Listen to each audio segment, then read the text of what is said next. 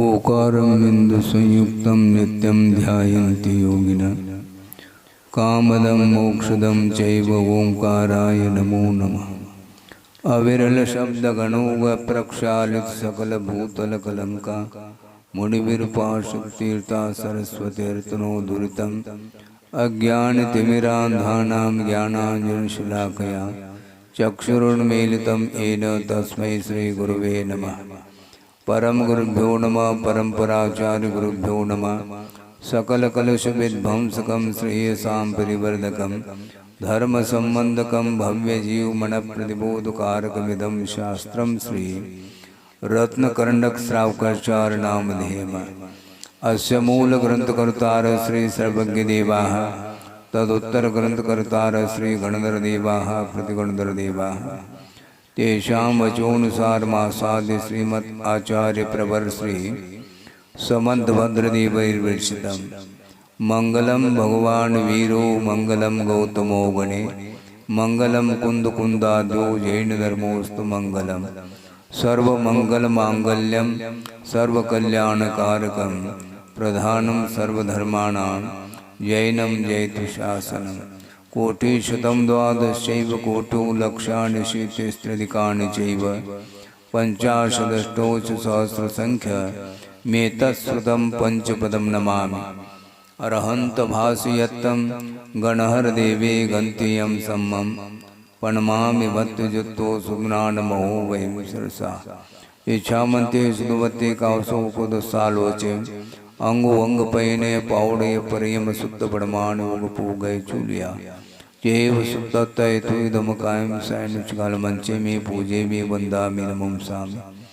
दुःखको कमको वोयुलाओ सुगै गमनम समाय मरणम जनगुण संपत्ति होदमज्झम्। अथ पौर्वाणिक स्वाध्याय वेलायां श्रीमद् आचार्य भक्ति का योग सर्गम करोमि।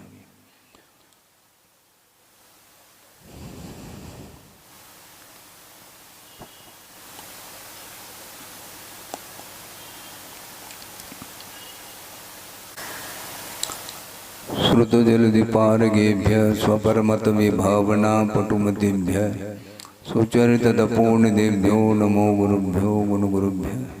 छत्तीस गुण समग्रे पंचम्याचार करण संदर्शे शिष्यानुगुसले धम्मायिरे सदा वंदे। गुरुभक्त संयमेनय तरंत संसार सायरम घोरम चुन्नन्ते अट्टकम्मं जम्मन मरणं न पावेन्ति ये नित्यमृत मंत्र होम निरता ध्यानाग्निहोत्राकुला षट्कर्मा विरता तपोधनदना साधु क्रिया साधव शील प्रावरणा गुण प्रहरणा चंद्रार्क तेजोदिका मोक्षद्वार पाठ पाठ नमटा प्रीणंत मां साधव। गुरुव पांतनो नित्यं ज्ञान दर्शन नायका चारित्राणगंभीरा मोक्ष मार्गोपदेशका। इच्छामंत्य आयुर्वते कावसको को दस्सालोचम सम्मनान समदंसन समचुर्जुत्तानं पंचव्याचाराणां आयुर्यानम् आयरादि स्मरानुपदेशानं वज्झायानं तिरयन गुणपालयानं सौसाणुं सैनिचकल मंचे में पूजे में वंदामि नमः सामि। दुःखको कमको भोगिलाओ सुगै गमनं समाय मरणं जिनुगुण संपत्ति होदमज्झम्। नमः श्री वर्धमानाय निर्धोत्कलिलात्मने सालोकानां त्रिलोकानां यद्विद्यादर्पणायते।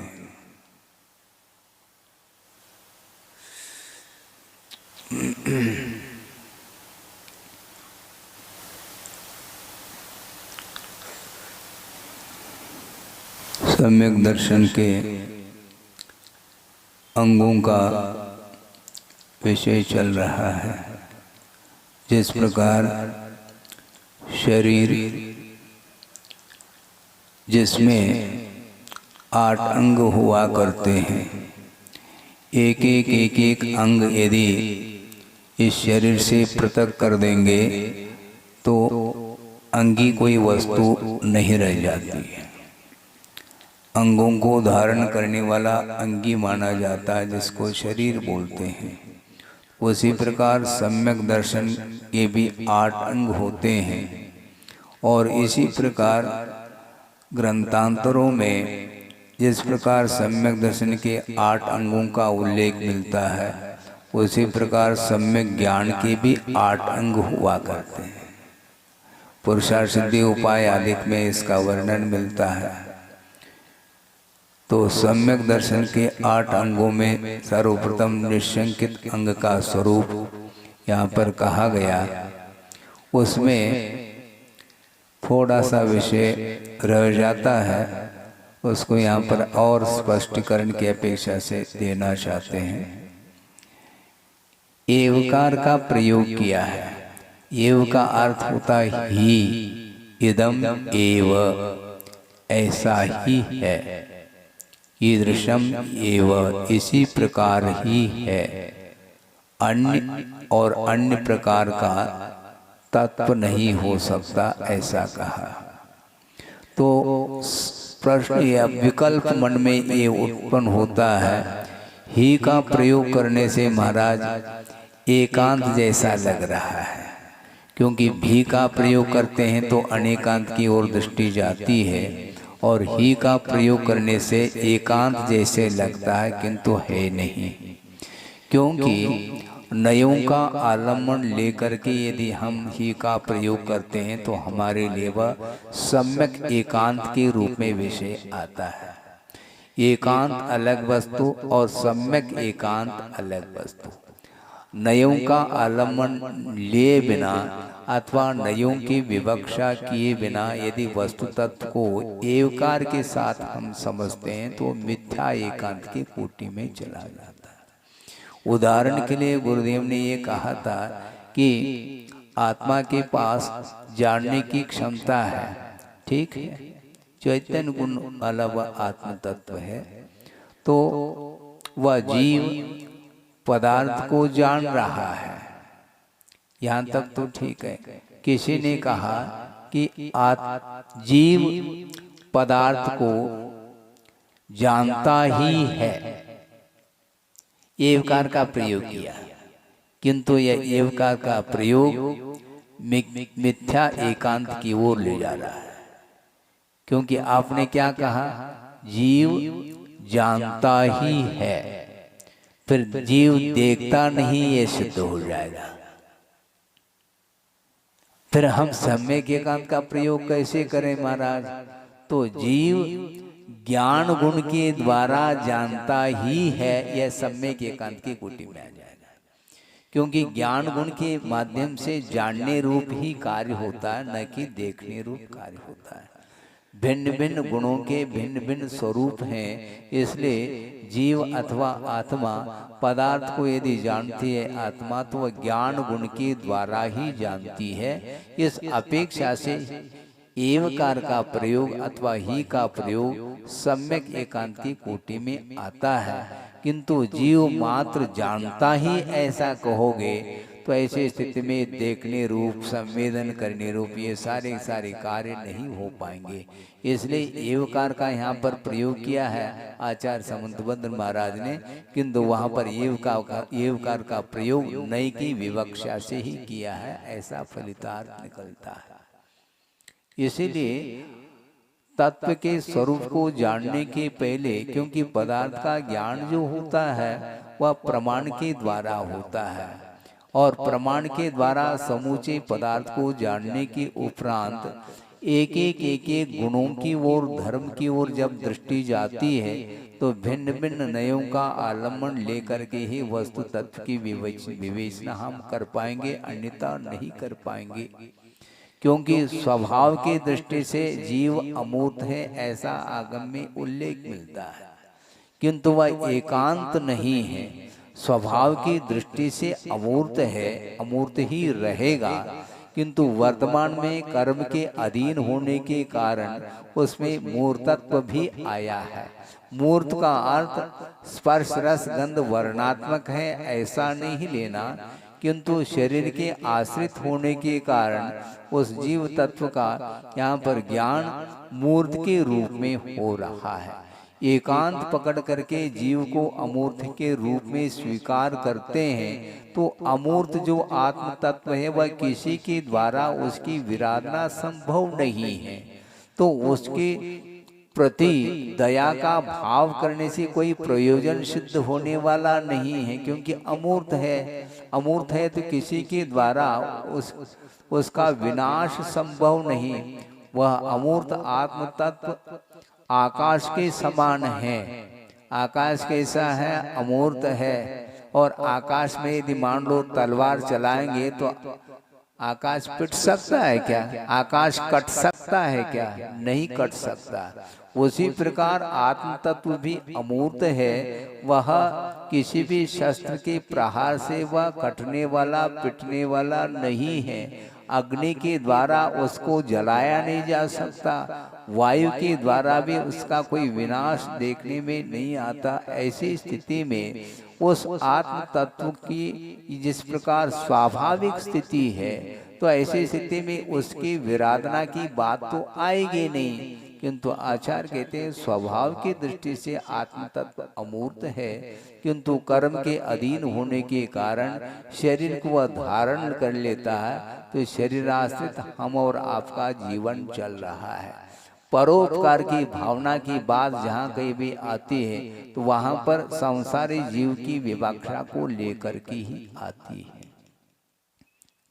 दूसरे के ऊपर उपकार करना, अपने ऊपर उपकार करना, अनुग्रह करना, ये सारा सारा विषय आ जाता है।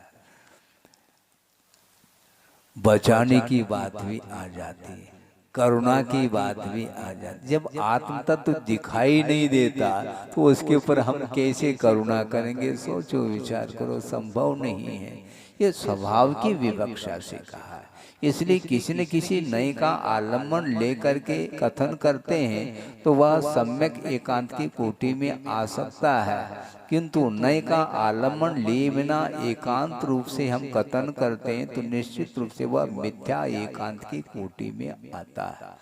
प्रमाण के माध्यम से वस्तु की समग्रता ज्ञात हो जाती है, किंतु एक साथ प्रमाण के द्वारा जानने के उपरांत भी उसकी प्ररूपणा जो होगी वह क्रमशः होगी। जाना एक साथ जा सकता है। अनंत पदार्थ को केवल ज्ञान के द्वारा जानने में आ रहा है, किंतु उसकी प्ररूपणा शब्द के माध्यम से होगी, और वह एक एक धर्म के अपेक्षा से वर्णन किया जाता है। और ऐसी स्थिति में वर्णन करने में आने वाला जो वस्तु है वह पूरी पूरी वस्तु नहीं आ सकती है, उसका अंश ही पकड़ में आता है। शब्द के द्वारा जो कुछ भी वर्णन हो रहा है वह अंतात्मक हो रहा है, अनंतात्मक नहीं हो रहा है। अनंत का विश्लेषण श्रुत ज्ञान के द्वारा अथवा द्वादशांग के माध्यम से भी हम नहीं कर सकते हैं। तो ऐसी स्थिति में अनंत धर्मात्मक जब वस्तु है, जब पूरा का पूरा वस्तु व ज्ञान का विषय छद्मस्त अवस्था में नहीं बन पा रहा है, इसलिए श्रद्धान का विषय बन जाता है कि आगम ग्रंथों में वस्तु का जैसा स्वरूप विश्लेषित किया है उसी प्रकार श्रद्धान करने का नाम निशंकित अंग कहा है। यदम एव का प्रयोग कर रहे हैं, ये केवल सम्यक दर्शन को लेकर के नहीं कहा जा रहा है, वस्तु तत्व को लेकर के कहा जा रहा है। जो कुछ भी वस्तु दिखाई देती है अथवा दिखाई नहीं भी देती है तो उसका जैसा जैसा स्वरूप आगम में विश्लेषित है उसी प्रकार श्रद्धान करने का नाम निशंकित अंग कहा गया है। उसी प्रकार करना चाहिए। हाँ, मिथ्यात्व के प्रति श्रद्धान कैसा करेंगे महाराज? क्योंकि वो भी एक वस्तु है। हाँ? जिस प्रकार सम्यक दर्शन के उसको क्या बोलते हैं, सच्चे देवगुरु शास्त्र के ऊपर श्रद्धान करने से जिस प्रकार सम्यक दर्शन की उत्पत्ति होती है, ये आस्था कहलाती है, ये श्रद्धान कहलाता है। इसी प्रकार विपरीत तत्व के ऊपर श्रद्धान करने से भी सम्यक दर्शन उत्पन्न होता है। सुन रहे हैं आप? उन्मार्ग पर श्रद्धान करने से भी सम्यक दर्शन उत्पन्न होता है।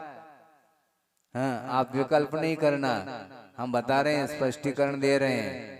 हाँ, उन्मार्ग पर श्रद्धान करने से भी श्रद्धान होता है, क्योंकि उन्मार्ग किसको बोलते हैं? भव पद्धति भवंती ऐसा कहा। सम्यक दर्शन, सम्यक ज्ञान और सम्यक चारित्र के जो प्रत्यनीक हैं, विपरीत तत्व है, उसको उसी रूप में श्रद्धान करना सम्यक दर्शन बन जाता है। यानी मिथ्यात के ऊपर श्रद्धान करने से भी सम्यक दर्शन बनता है, क्योंकि मिथ्या दर्शन अपने आप में वह संसार के लिए कारण है। इस प्रकार गाढ़ श्रद्धान यदि करेंगे तो निश्चित रूप से सम्यक दर्शन की उत्पत्ति होगी। पंचेंद्र के विषयों के ऊपर श्रद्धान करने से भी सम्यक दर्शन की उत्पत्ति होती है। क्यों नहीं होगी? क्योंकि विपरीत तत्व, जिसका जैसा स्वरूप है उसको उसी रूप में श्रद्धान करने का नाम सम्यक दर्शन कहा है। येन येन रूपेण पदार्था अवस्थिताः तेन तेन रूपेण एव अवगमनम् इति सम्यक ज्ञानम, ऐसा कहा। जो वस्तु जिस रूप में है उस रूप में जानना अपने को, हे को हे के रूप में जानना, उपादेय को उपादेय के रूप में जानना। पंचेंद्र के विषय हे है क्या? नहीं, हे है तो हे के ऊपर श्रद्धान करो, हे के रूप में श्रद्धान करो, तो वह भी सम्यक दर्शन के लिए कारण बन सकता है। जितने भी ज्ञेय पदार्थ हैं उन प्रत्येक पदार्थ के ऊपर उसके स्वरूप के अपेक्षा से श्रद्धान करने से सम्यक दर्शन के भी अनंत भेद किए गए हैं आगम ग्रंथों में। अनंत भेद, क्योंकि ज्ञेय पदार्थ अनंतात्मक हैं, उसको उसी रूप में श्रद्धान करना यह सम्यक दर्शन माना गया। और श्रद्धान करने वाले जीव असंख्यात होने के कारण असंख्यात भेद सम्यक दर्शन के होते हैं। श्रद्धात्री श्रद्धातव्य भेदात, ऐसा कहा पूज्यपाद स्वामी ने। श्रद्धान करने वाले जीव असंख्यात हैं और श्रद्धान करने योग्य जो पदार्थ हैं वह अनंत हैं। तो पदार्थों के अपेक्षा से सम्यक दर्शन के भेद अनंत होते हैं और श्रद्धान करने वाले जीवों के अपेक्षा से असंख्यात भेद हो जाते हैं। इसलिए जिसका जैसा स्वरूप है उसको उस रूप में स्वीकार करो, तो सम्यक दर्शन उत्पन्न होने में बाधा थोड़ी है। हे को हे के रूप में श्रद्धान करना है, इसलिए पंचेंद्र के विषय के ऊपर श्रद्धान करने से भी सम्यक दर्शन उत्पन्न हो सकता है। बाधा थोड़ी है, क्योंकि वह भी एक पदार्थ है। उस पदार्थ का जैसा स्वरूप है उस रूप में हम स्वीकार करेंगे। छोड़ने योग्य है तो उसको छोड़ने योग्य रूप में ही श्रद्धान किया जाएगा। जो उपादेय भूत तत्व है उसको उपादेय के रूप में श्रद्धान करना, यह भी सम्यक दर्शन है। इस प्रकार नयों का आलम्बन लेकर के आगम में जैसा समीचीन वस्तु तत्व का प्ररूपण किया है उसी रूप में हमें श्रद्धान करना चाहिए। अन्य प्रकार से श्रद्धान करोगे तो निश्चित रूप से सम्यक दर्शन की उत्पत्ति संभव नहीं है।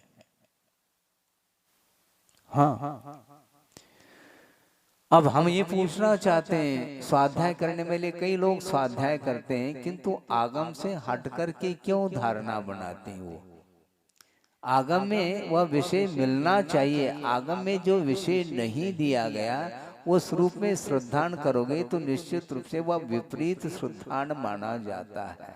महाराज आप क्या कहने जा रहे हैं? मैं ये कहना चाहता हूं कि जिसका जिस समय जैसा होना है उसका उस समय उसके द्वारा वैसा ही होगा, इस प्रकार कथन भी किया जा रहा है। हाँ, और उदाहरण भी पेश करते हैं वो। लेकिन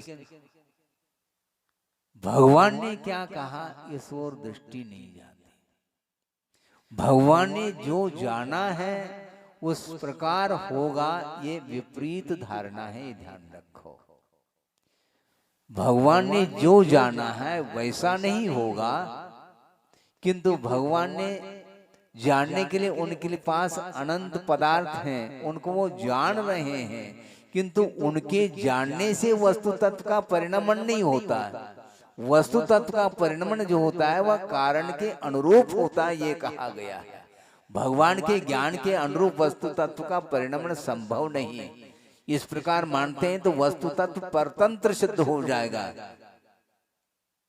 और भगवान के ऊपर थोप करके आप निश्चिंत हो जाएंगे, क्योंकि भगवान ने जाना था इसलिए वैसा हुआ। मेरा कोई अपराध नहीं है, सारे निरपराध सिद्ध हो रहे हैं। इस प्रकार धारणा बनाने से उचित है क्या?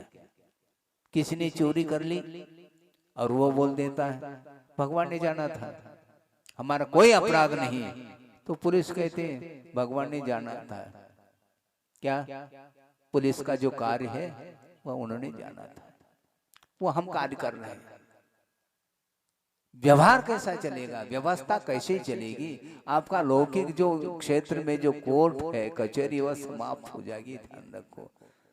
तो लौकिक क्षेत्र में भी इस प्रकार की स्थिति बन नहीं सकती है, तो परमार्थ क्षेत्र में कैसे बनेगी? अपराध हम करते हैं और भगवान के ऊपर थोपा जा रहा है, यह सबसे बड़ा अनर्थ माना जाता है। भगवान ने जाना इसलिए कार्य हो रहा है। तो कोई नरक जा रहा है तो भगवान के ज्ञान के कारण जा रहा है क्या पाप के कारण जा रहा है? बोलो। हाँ, पाप करने से पतन होता है, न कि भगवान के जानने से पतन होता है। भगवान ने किसको नहीं जाना, वो जानने की क्षमता उनके अंदर है, वो जान रहे हैं। क्योंकि एक पदार्थ के भीतर अनंत योग्यताएं हैं, उन योग्यताओं को उन्होंने जान लिया केवल ज्ञान के माध्यम से, किंतु परिणाम जो होगा वह कारण के अनुरूप ही होगा, ऐसा उन्होंने कहा। इसी प्रकार श्रद्धान करना चाहिए, यदम एव कहना चाहते हैं हम। विपरीत श्रद्धान किया जा रहा है और विपरीत प्रतिपादन किया जा रहा है, कितना अनर्थ होगा इसमें। इसमें मार्ग विच्छिन्न हो जाएगा, मार्ग समाप्त हो जाएगा, जो मोक्ष मार्ग है। तो प्रतिक्रमण करने की क्या आवश्यकता है? प्रतिक्रमण करने की क्या आवश्यकता है? पापिष्ट दुरात्मा जड़ दिया, किसको सुना रहा है? क्योंकि भगवान ने देखा है मैं पापी थोड़ी हूं, भगवान के ज्ञान के अनुरूप ये कार्य हुआ है, मैंने पाप थोड़ी किया है, उनके जानने के कारण ये कार्य हुआ है। ये गलत बात है। भगवान के जानने के कारण नहीं, भगवान ने आपके भीतर जो योग्यताएं थी उनको केवल ज्ञान का विषय बन गया है। इसलिए मनुष्य के भीतर क्या क्या योग्यताएं उन्होंने बताई। क्या योग्यता है?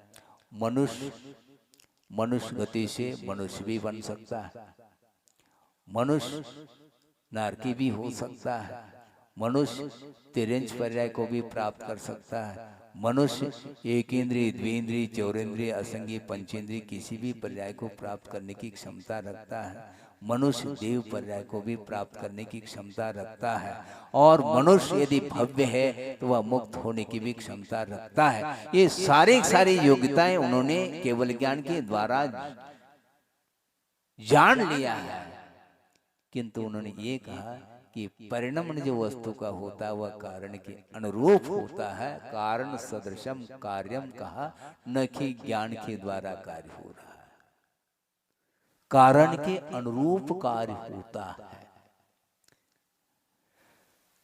आपकी मुट्ठी में चने हैं, जान रहे हैं, समझ रहे हैं क्या? नहीं, गौर से ध्यान दे करके समझो इस विषय को। आपकी मुट्ठी में चने हैं और भगवान को पूछ लो आप, भगवान इसकी अगली पर्याय कौन सी है?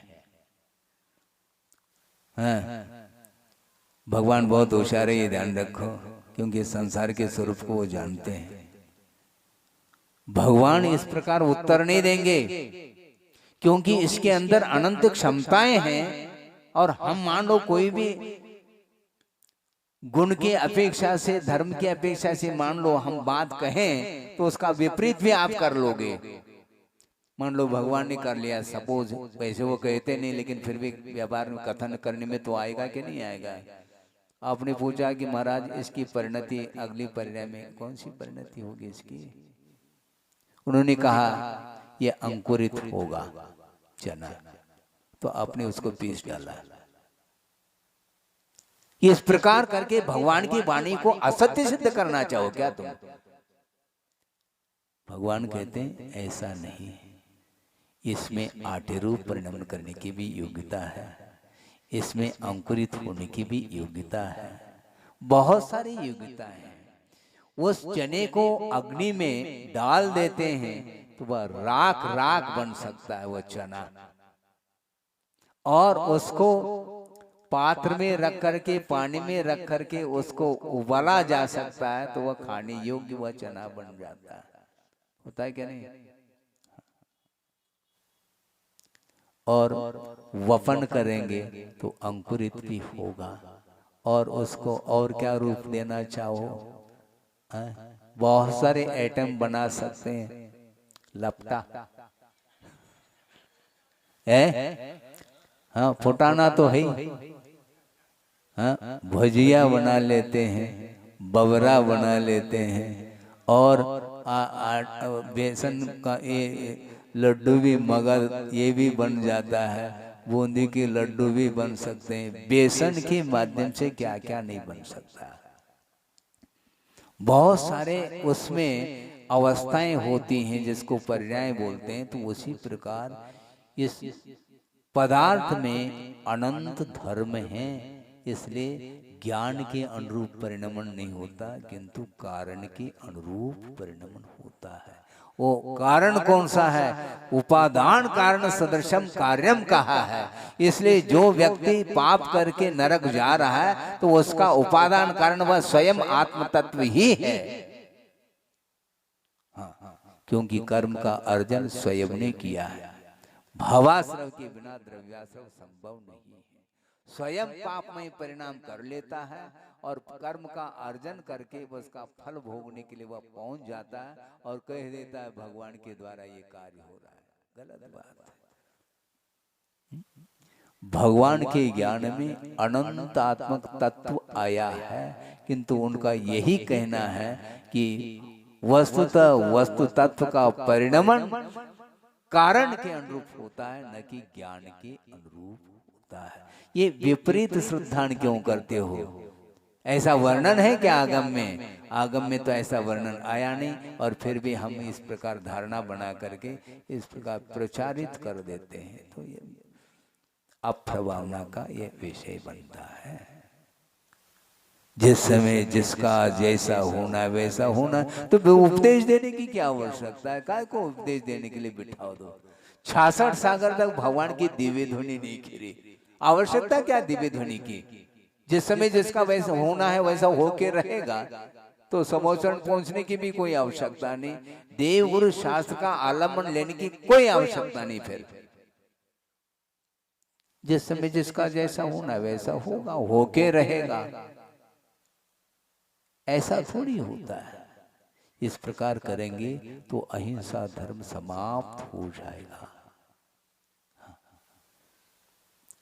श्रवण के लिए उपदेश देते हैं, नीचे देख करके चलो, आदेश देते हैं, उपदेश काम नहीं करता। कभी कभी उपदेश देने के उपरांत भी वह सीरियसली नहीं ले पाता, लाइटली ले लेता है। तो उपदेश तो चलता रहता नहीं। आचार्य आदेश देते हैं, देख करके चलो। आदेश हो गया, क्यों देख करके चलो?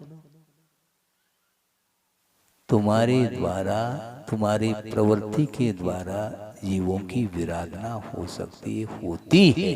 इसलिए अलर्ट होकर के सावधानी के साथ चलो, इस प्रकार उपदेश दिया है। क्योंकि नीचे कीड़े मकोड़े इत्यादि हैं, उसको देख करके चलो तो करुणा आपके अंदर रहेगी और अहिंसा धर्म का पालन होगा। नहीं है तो जिस समय जिसका जैसा है वैसा होगा, ऐसा कहोगे तो ये सब क्या आवश्यकता है? फिर आवश्यकता है क्या है? प्रमाद के द्वारा ही अनर्थ हो रहा है। पहले भी 2-4-8 दिन पहले शायद प्रोफेसर सागर जी महाराज ने प्रज्ञा अपराध को कहा था। प्रज्ञा अपराध कहा ना? प्रज्ञा अपराध का अर्थ क्या है? ये प्रमाद ही है, ये अविवेक पूर्ण ज्ञान की परिणति है। ये जड़ की परिणति नहीं, अविवेक पूर्ण ज्ञान की परिणति है। ये उसकी मूर्खता मानी जाएगी। स्वयं की तो वह रक्षा करना चाहता है, और अपनी रक्षा करते समय उसको जिस समय जैसा होगा वैसा ये भाव नहीं आता, किंतु दूसरे की रक्षा की जब बात आती है उस समय ये पंक्ति दोहराता है। ये स्वार्थपूर्ण संसार इसी को बोलते हैं। धार्मिक क्षेत्र में, मोक्ष मार्ग के क्षेत्र में आप इस प्रकार की पंक्ति को दोहराओगे तो इस प्रकार की पंक्ति को क्या हर क्षेत्र में दोहराते हैं आप? वहां पर तो पुरुषार्थ करते हो। सांसारिक क्षेत्र में दुकान अपने आप खुल रही क्या? क्या है? रिमोट कंट्रोल है क्या है? मुझे बताओ। दुकान आपने खोला है कि खुल गई दुकान? आपने खोला है और विवेक के स्वाद खोला है, ये भी उतना ही सत्य है।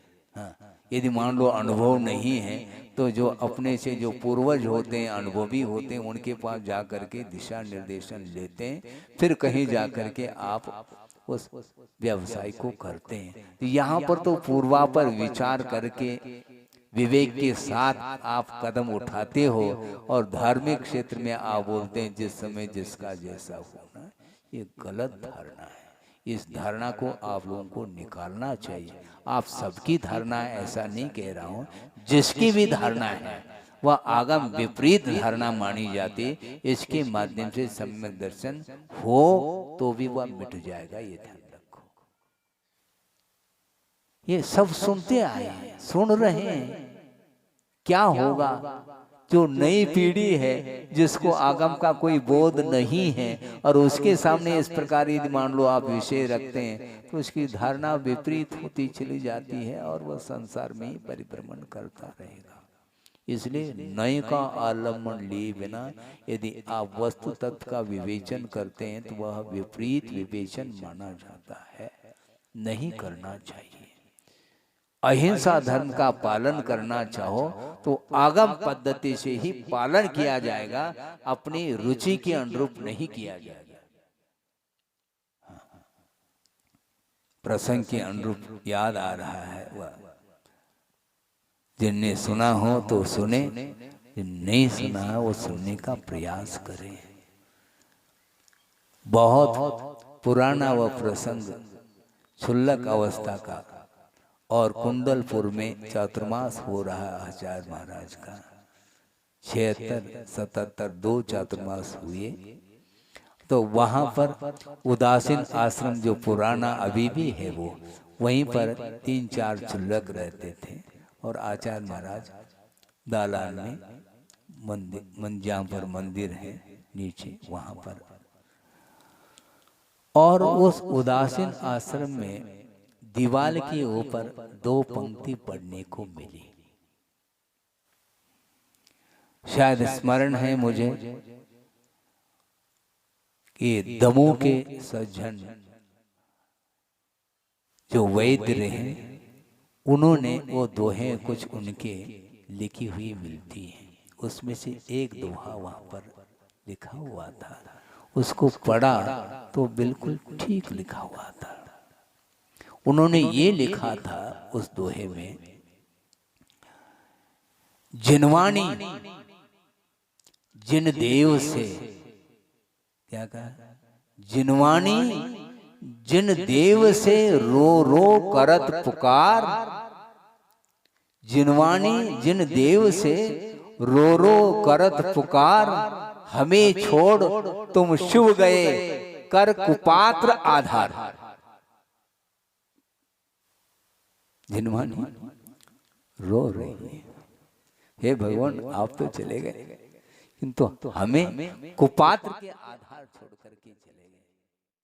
ये जिनवानी बोल रही, क्योंकि यहाँ पर कुपात्र बहुत मिलते हैं, सत्पात्रों की संख्या कम है। विपरीत धारणा करने वालों की संख्या अत्यधिक मात्रा में बढ़ती ही चली जा रही है। उनकी परंपरा बढ़ती चली जा रही है, उनका पंथ चल रहा है।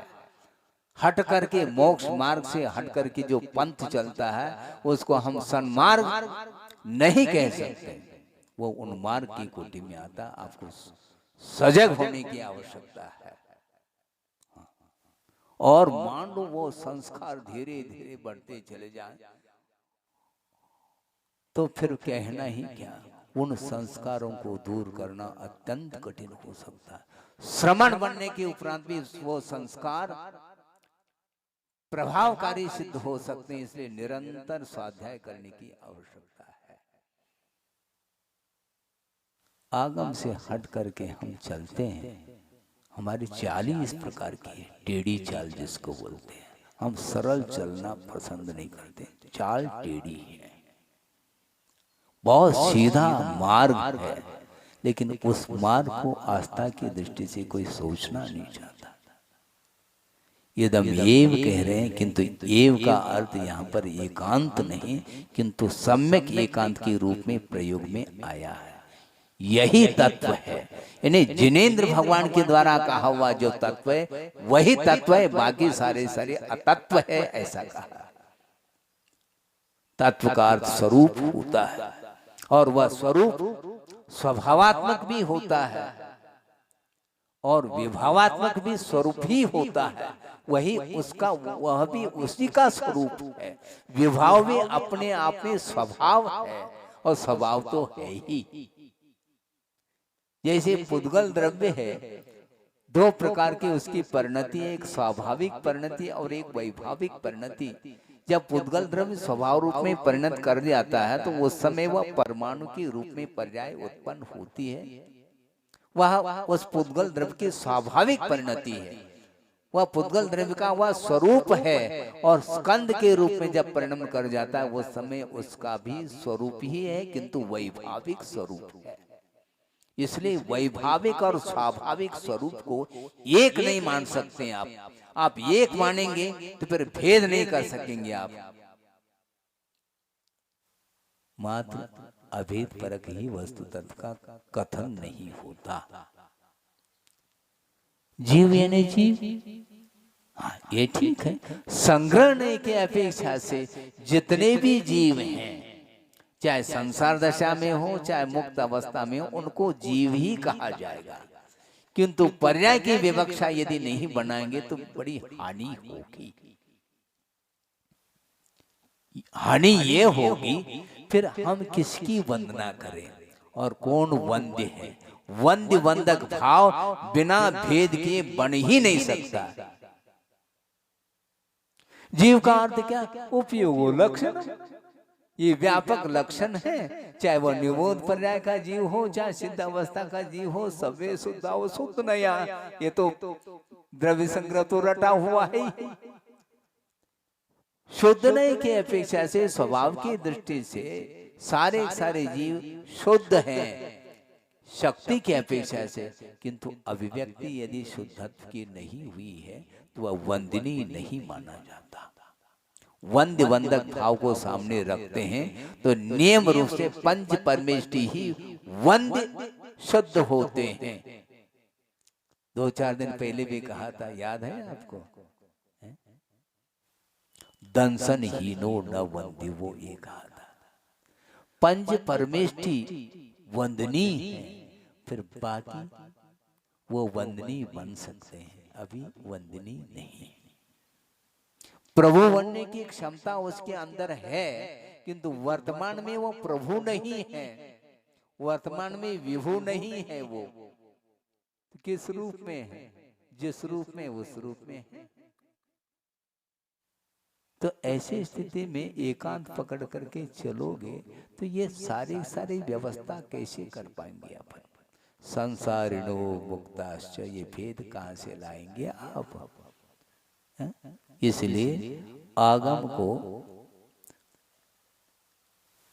आस्था के नेत्र से ही पढ़ा जा सकता है।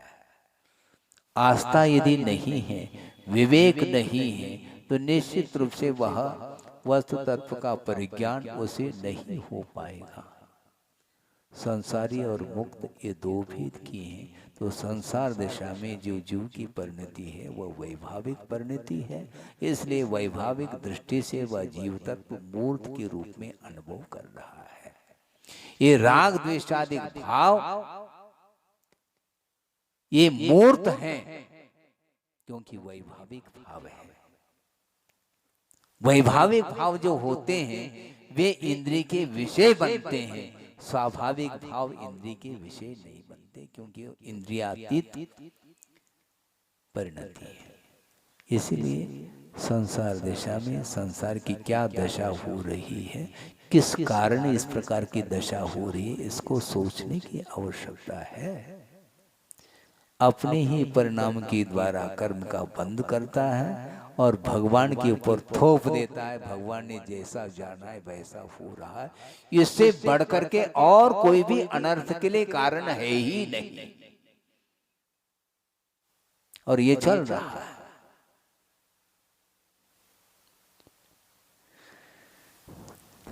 ऐसा क्यों हो रहा है महाराज? ऐसा क्यों हो रहा है ये भी पूछो आप।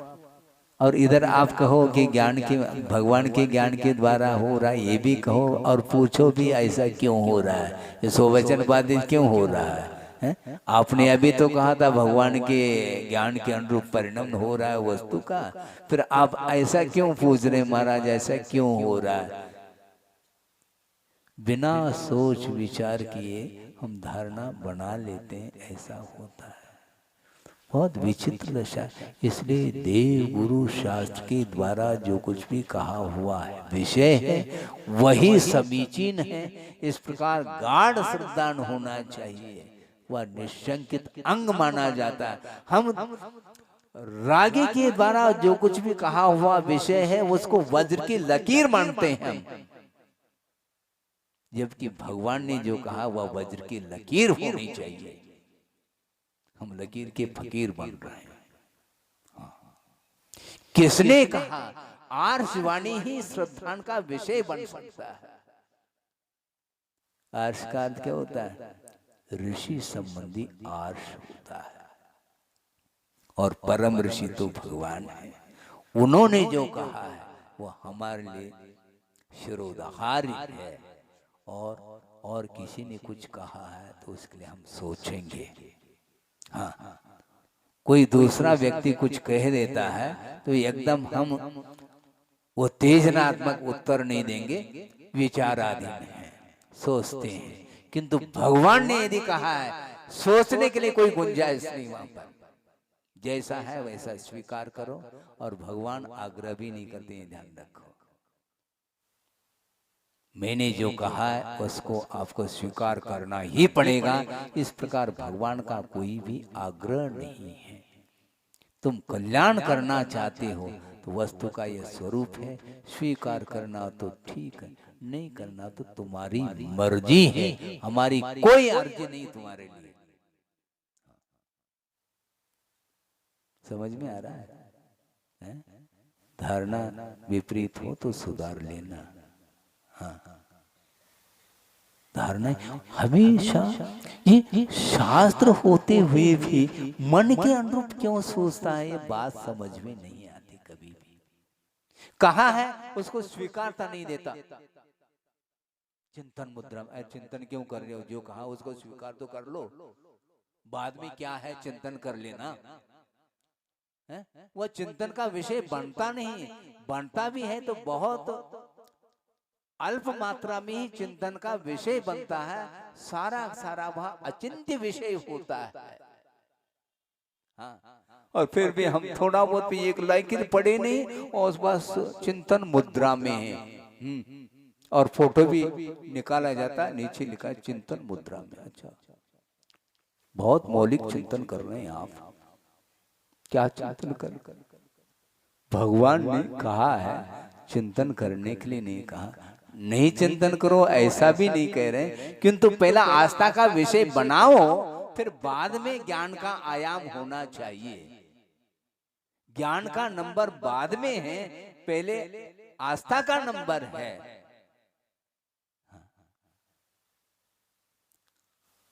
आस्था झेलती है, ज्ञान चिल्लाता है। ऐसे कोई हाइकू आया है? क्या आया? विपत्ति आने पर ज्ञान चिल्लाता है और आस्था झेलती है उस विपत्ति को। ये हाइकू दिया है आचार्य महाराज ने। हाँ, विपत्ति आने पर हमेशा ज्ञान ही चिल्लाता है और वह आस्था झेलती है। यदि हो तो झेलेगी विपत्ति को, यदि नहीं है तो चिल्लाते रहो जिंदगी भर। बिल्कुल चिल्लाते रहो। तो मैं क्या कह रहा था? हाँ, श्रद्धान जो है पहले श्रद्धान, फिर बाद में ज्ञान का प्रयोग। कोई कह दे या अंधश्रद्धा तुम कहते रहो, तुम कहते रहो, क्योंकि पदार्थ अनंतात्मक है, उसमें श्रद्धान के बल पर ही उसको स्वीकार किया जा सकता है।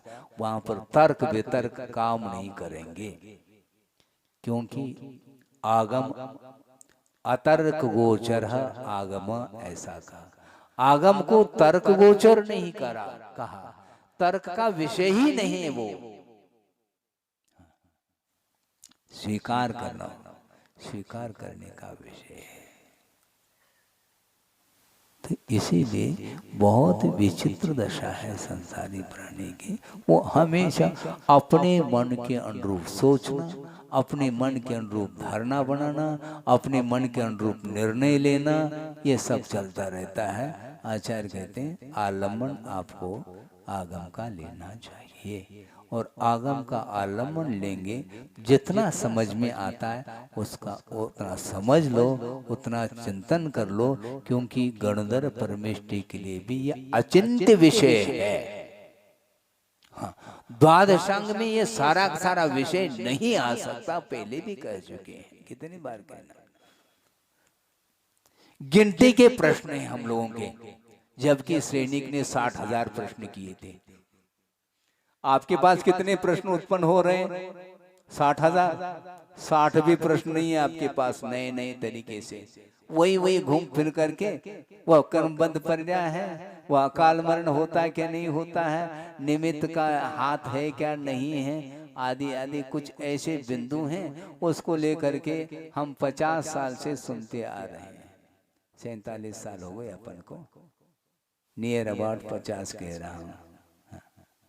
तो इतने समय से ये इन्हें के लिए प्रश्न हैं, और 50 बार शिविर लगा दिया, सब कुछ किया, इसके उपरांत भी वो धारणा मिट नहीं पा रही है। ये सब क्या है? तो इसीलिए अपने को अपने अनुरूप भूल करके भी नहीं सोचना चाहिए। गुरु ने जो कहा आंख मीच करके स्वीकार कर लो, तभी तो निशंकित अंग पलने वाला है, खेल थोड़े ये निशंकित अंग। एक बार आचार्य महाराज ने कहा था,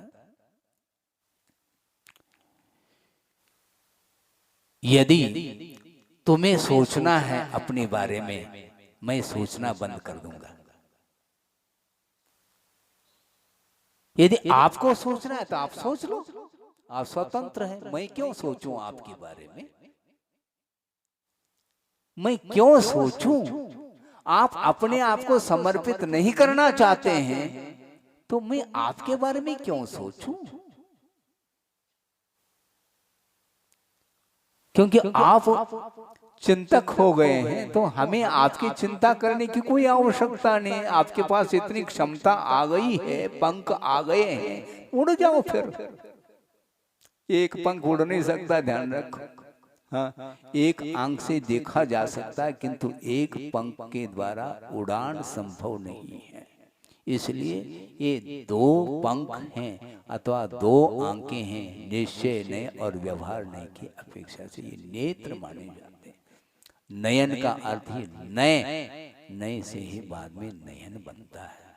2 आंखें हैं, 12 आंखें नहीं, 12 सिंह हो सकते हैं, 2 आंख हैं। और प्रमाण ये नासिका का प्रतीक है। प्रमाण के द्वारा जानो।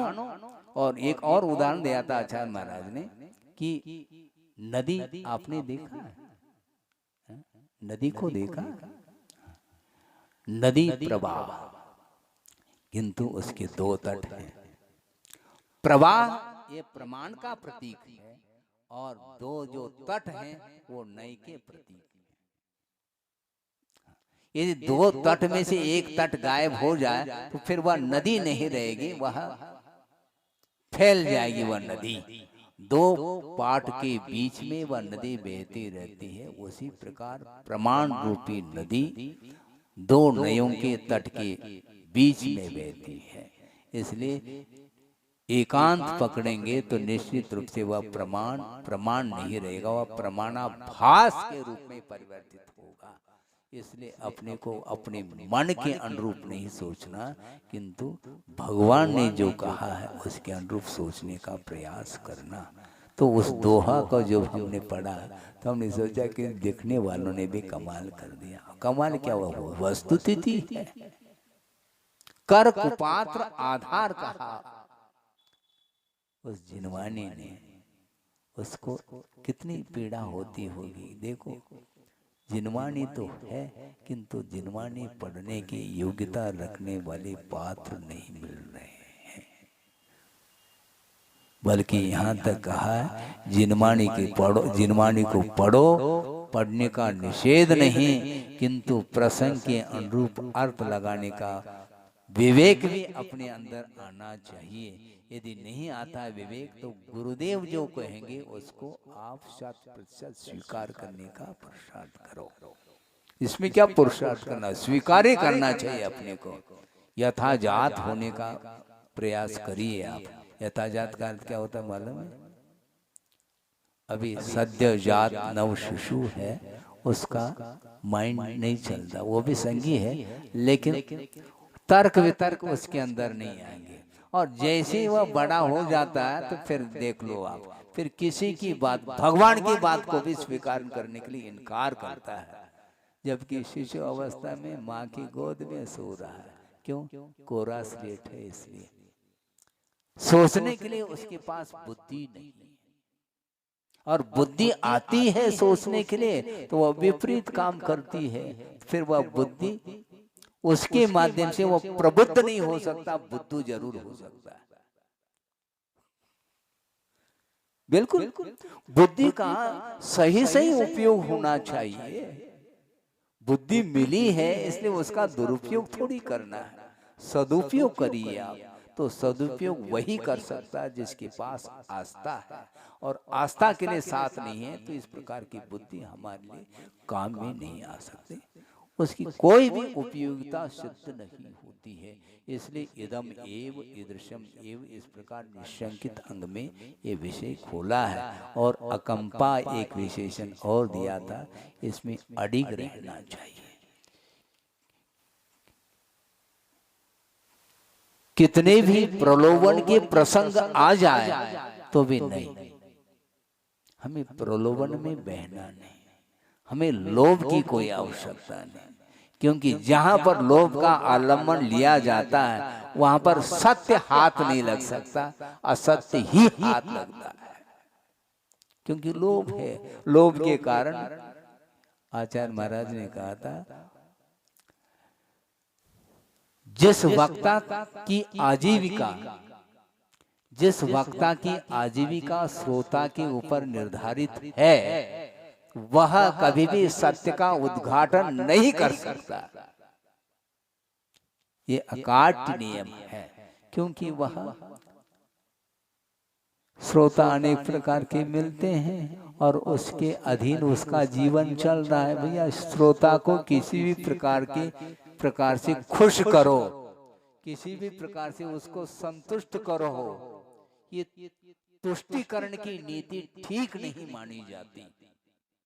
तुष्ट मत करो, किंतु आगम क्या कह रहा है उसको सामने रखो।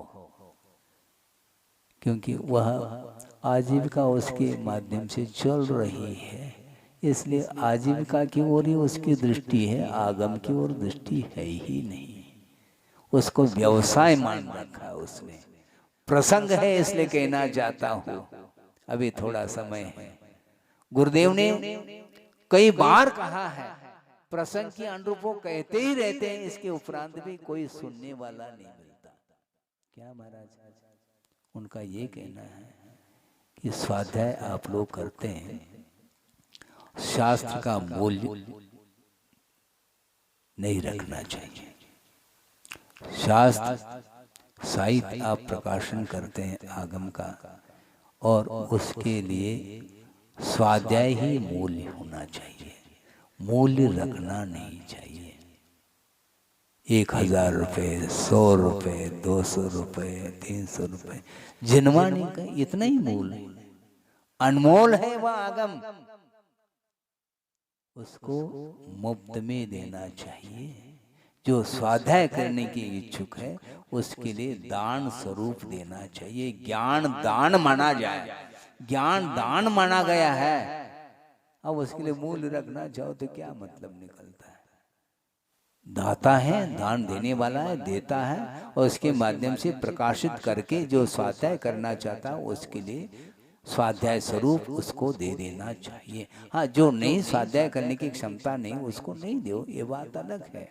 लेकिन वो ये मूल्य भी रखते हैं और साथ साथ सर्वाधिकार सुरक्षित, क्या बोलते हैं, कॉपीराइट बोलते हैं, यही बोलते हैं ना, यही राइट है। क्या है ये? सर्वाधिकार सुरक्षित, भगवान की वाणी को भी अधिकार उसके ऊपर चलाना चाहते हो, इसके उपरांत भी किसी की भी दृष्टि नहीं जाती, नहीं जा रही है, कर रहे हैं इस प्रकार। इसीलिए हम इतना कहना चाहते हैं, ज्यादा कहना अच्छा नहीं, क्योंकि एक श्लोक के माध्यम से जो विषय दिया है वह पर्याप्त दिया है। अपने को ज्यादा सोचना नहीं है। अपना हित यदि हम चाहते हैं तो देव गुरु शास्त्र वो जो कहेंगे वो हमारे लिए अक्षरशः स्वीकार है, चाहे वो प्रत्यक्ष हो चाहे परोक्ष हो। ऐसा नहीं गुरुदेव के सामने तो स्वीकार करो, फिर बाद में यहाँ पर हाँ हाँ भरो, फिर बाद में ना ना, ऐसा नहीं। कहीं भी रहो, प्रत्येक पल जिनवाने के अनुरूप ही अपने को चलने का प्रयास करना चाहिए, क्योंकि उसके बिना वह कदम विपरीत पड़ते हैं। हाँ, मोह की नशा नहीं उतर पाती। मोह महामद पियो अनादि, तो ये गाता भी घिस घिस करके समाप्त हो रही है। महा क्या क्या बोलते, मोह महामद पियो अनादि, वो बोलते चले जा रहे हैं और मोहित होते भी चले जा रहे हैं। तो ये क्या है? ये वस्तुता है, ये परिभ्रमण इस प्रकार थोड़ी मिटने वाला है। इसलिए अकंप शुद्धा का, असंशया रुचि का, इसमें संशय के लिए गुंजाइश नहीं होना चाहिए। सांसारिक क्षेत्र में तो बिल्कुल जो कहा उसको तत्काल वह स्वीकृति देता है, क्योंकि स्वार्थ है वहां पर। लेकिन भगवान ने जो कहा है उसकी वाणी को आस्था के साथ स्वीकार करना चाहिए, जबरदस्ती नहीं। अनिच्छा पूर्वक यदि स्वीकार करेंगे तो भी सम्यक दर्शन की उत्पत्ति नहीं होगी। आस्था पूर्वक करना चाहिए। विषय को तो हम आस्था पूर्वक स्वीकार करते हैं और भगवान की वाणी को अनास्था पूर्वक स्वीकार करते हैं, इसलिए अपना विकास नहीं हो पा रहा है। इसलिए आपका समय हो जाएगा, हो ही रहा है। मैं इतना ही कहता हूँ, बिना गाथा के ही ये सारा विषय दिया था, क्योंकि पूर्व में श्लोक पढ़ लिया गया था परसों, उस समय भी विषय दिया था। थोड़ा बहुत जो भी अवशिष्ट विषय था उसको आपके सामने रखा है, क्योंकि शास्त्र की जिनवाणी की गंभीरता को हम नहीं समझ पा रहे हैं। उसको खेल खेल में हम कुछ भी अर्थ निकालते चले जाते हैं, वो ठीक नहीं। उसके माध्यम से हमारा अहित होता है। ये जिनवाणी हित के लिए कारण है, यदि उसका दुरुपयोग करते हैं तो निश्चित रूप से अहित के अलावा कुछ हाथ नहीं लग सकता। इसलिए हमने पहले भी कहा था कि श्रद्धान का नंबर पहला है, ज्ञान का नंबर बाद में, क्योंकि ज्ञान में जो समीचीनता आती है वह श्रद्धान के माध्यम से आती है। सम्यक दर्शन और सम्यक ज्ञान दोनों एक साथ उत्पन्न होते हैं, ये बात अलग है। उत्पन्न होते हुए भी उसमें भी कार्य कारण की व्यवस्था घटित की है आचार्यों ने। ये सम्यक ज्ञान ये कार्य है और उसके लिए कारण सम्यक दर्शन है, ऐसा कहा। सम्यक दर्शन के अभाव में ज्ञान का अभाव तो नहीं, किंतु सम्यक ज्ञान का अभाव जरूर है। इसलिए ज्ञान को समीचीन बनाना चाहो तो श्रद्धान का आलम्बन लेना आवश्यक है। इस प्रकार निशंकित अंक के विषय में ये विषय रखा गया। अब आगे निकांक्षित अंक के विषय में रखा जा सकता है, जब टर्न आएगा तब। बोधि समाधि परिणाम शुद्धि स्वात्मोपलब्धि शिव सुख सिद्धि चिंतामणिम चिंतित वस्तुदाने त्वामंद मानस्य ममा। परम पूज्य आचार्य गुरुवर श्री विद्यासागर जी महाराज की।